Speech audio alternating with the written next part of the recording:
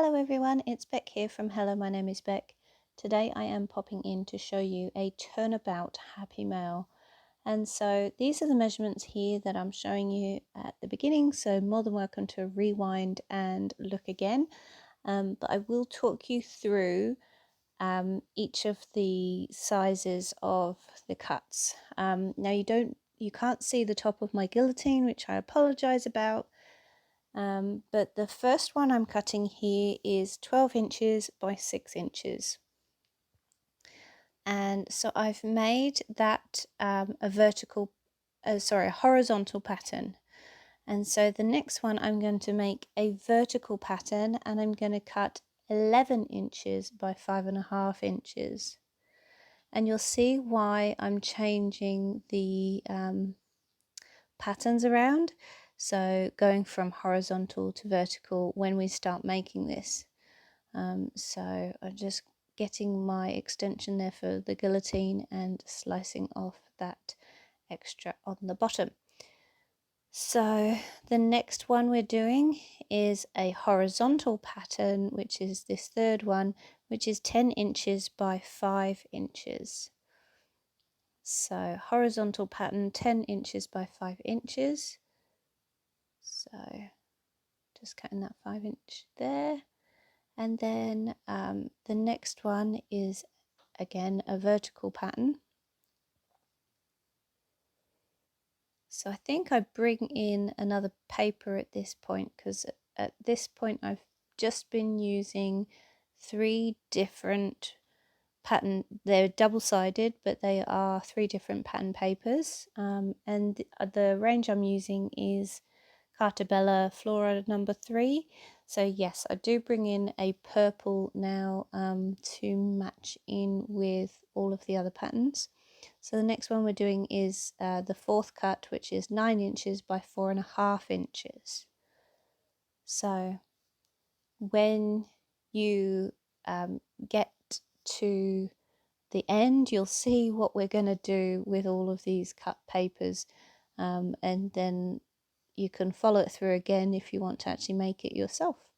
So yeah, Turnabout Happy Mail, it's going to turn round and round and round basically. So the next one that we're doing is 8 inches by 4 inches, and that is a horizontal pattern. So the one before was a vertical pattern. And then the next one that we're going to do is 7 inches by 3.5, and I think I'm able to do this as a vertical pattern. So yeah, I changed from the blue, because that was only horizontal, to the pink so that I could get the vertical. So yeah, 7 inches by 3.5. And then the last piece of paper that we're going to cut is 6 by 3 inches, and this one's going to be a horizontal pattern. So the papers I'm using are double-sided, and double-sided is best for a Turnabout Happy Mail, and you will see why when we start making it. So I'm just getting rid of all of those scraps off to the side, and don't worry, I will use all those scraps in future Happy Mails. So that one there is the 12 by 6. We're going to start with the biggest, which is the then the next one down is the 11 by 5.5, and so that's what I'm showing you here, or trying to show you. And then the one up the top, the blue one, is 10 by 5. That's 9 by 4.5, 8 by 4, 7 by 3.5, and 6 by 3. So, and that's the way we're going to be laying them out in the way that I just showed you. So now is the time that we're going to actually fold each one in half, and basically they're making little tiny cards, and we're going to attach each one of these within each other. So I'll just wait until I finish folding each one in half. I think the one on the bottom didn't cut very well with the guillotine because it was the bigger papers, so I think I do take a pair of scissors and just trim off the excess. Yep. So the bottom one you've got to remember is going to be the outside of your Happy Mail. So I wanted the floral on the inside and the hot pink on the outside. So this is where you're going to see me use a lot of double-sided tape. One that I've made for Lizzie Hill previously, I've actually sewn together, and so that's kind of interesting. When it gets smaller and smaller, it's very hard to do. So this time round I thought I'd show everyone by just using double-sided tape. But sewing is actually a really lovely effect. And you'll see that I'm working out what patterns I want with what patterns, because otherwise it can be a bit overwhelming. You can see there's 3 florals all in one go. So but yeah, it's just a case now of sticking them all together, just basically working down the sizes. And you want it to open in a round, well, it's going to be a square circle, but yeah, so it's what I'm calling a Turnabout Happy Mail.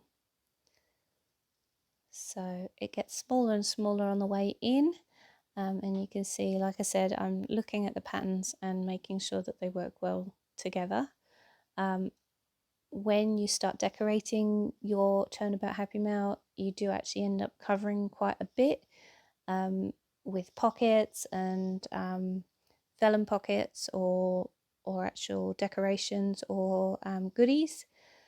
So yeah, you don't have to worry too much about the patterns clashing with each other, but yeah, I just wanted to make sure you guys knew that that's what's going to happen, is you're going to get some clashes, unless it's a paper range which is all neutrals and just a basic patterns like dots and stripes, which probably would never clash.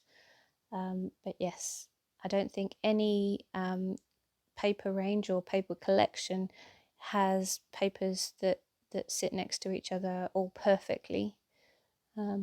Hey, but you'll see the end result, and I really like the end result of this Happy Mail. I have sent this to somebody here in Australia, and hopefully she gets it soon. So I thought it was time I actually caught up and sent her something that yeah, I haven't sent anything to her for a year now, I think. Yeah, so I apologise for that. Time for me to catch up with the Happy Mail. Okay, here we go. Look at that. Woohoo! Turnabout Happy Mail. So that's the way it works. It basically is open, open, open, open, open. So you have 7 pieces of paper effectively, and that's why I was talking about horizontal and vertical patterns. Now, so I'm actually going to leave you here because this is where the decorating takes part. If you want to stay with this video, thank you very much. If you could give it a like and a thumbs up if you're happy with just the tutorial on how to make and you're happy to just decorate your own. And thank you guys for watching, and stick with me if you want to.